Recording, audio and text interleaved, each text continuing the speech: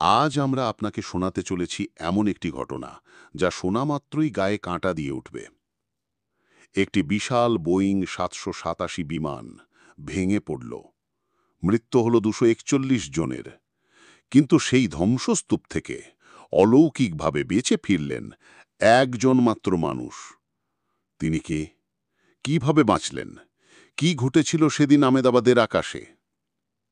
দিনটা ছিল বৃহস্পতিবার, দুপুর প্রায় ১:৪০।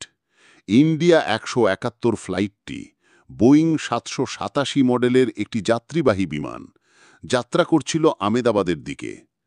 বিমানে ছিলেন মোট ২৪২ জন, ১৬৯ জন ভারতীয়, ৫৩ জন ব্রিটিশ ও একজন কানাডিয়ান।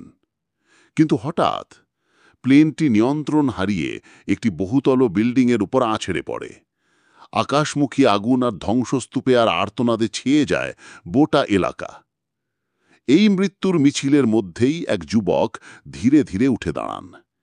তিনি রমেশ বিশ্বাস কুমার, দুর্ঘটনার একমাত্র জীবিত যাত্রী।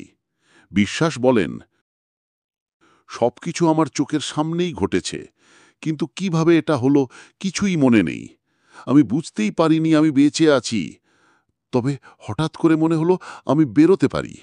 আমি বেরিয়ে এলাম।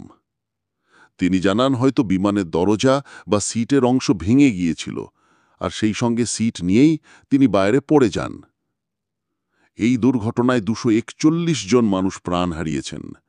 মাত্র একজন বেঁচে যান, আর তিনি হয়ে ওঠেন মিরাকল ম্যান।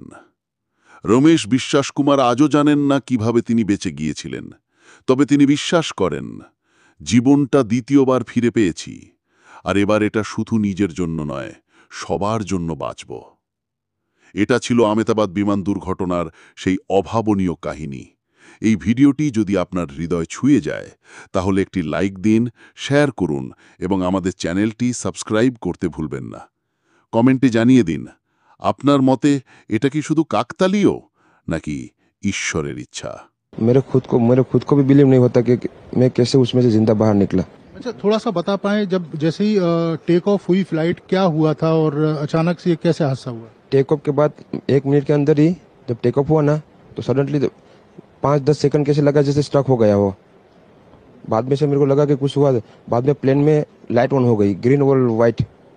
बाद में वो पता नहीं, वो प्लेन टेक ऑफ ज़्यादा करने के लिए वो रेस बोलते हैं क्या, रेस दिया होगा ऐसा कुछ, और सीधा स्पीड में ही घुस गया जहाँ वो क्या था वो।